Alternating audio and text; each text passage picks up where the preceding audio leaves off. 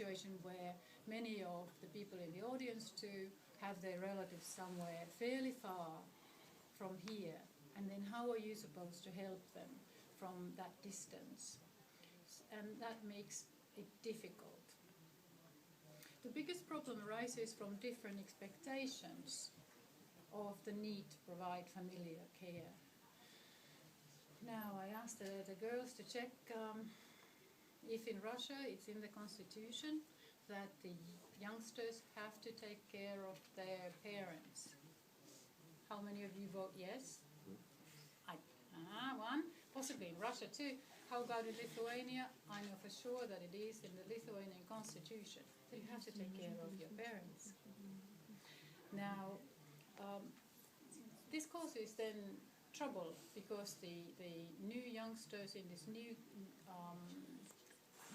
country, they adopt these attitudes that might say that no, it isn't my job anymore to take care of my parents, and I'm off, and the older person goes into a care home.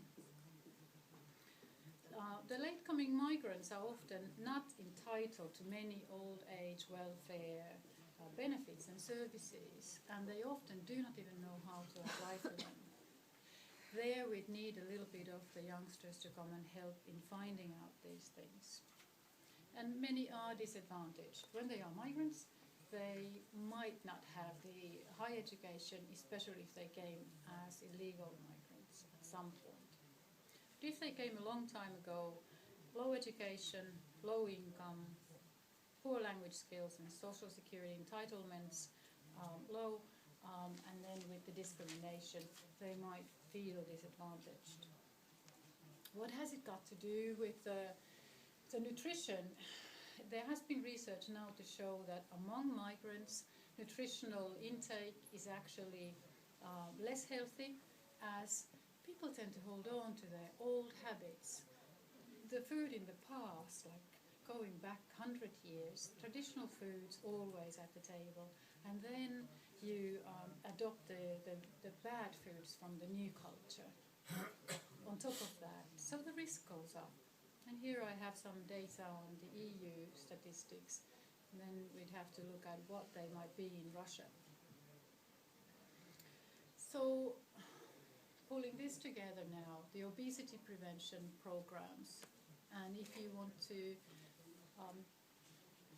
come up with new educational programs, you would need to take into account not only the age difference, but also the ethnic difference of the people, because those really, really do feed into our food practices, our food consumption. We eat foods that are common to our own culture. So how has this been used in intergenerational projects? I have two examples now only here, one from United States and one from a Chinese family. It's interesting to see that in the US, when they brought 3 generations together, the grandparents are really concerned about the young ones gaining weight. And they would like to tell their own children, stop feeding the baby that much. And then it helps to have this discussion between the generations. We're not usually talking about the baby, but an adolescent there. And then the adolescent tells something, parents tell something, grandparents say something, and then they can negotiate.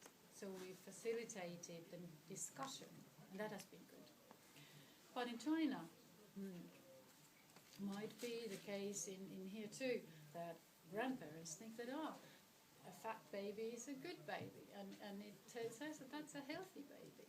And then at the bottom of my slide, you see that obesity is actually, obesity in childhood is a risk for cardiovascular disease later on in life.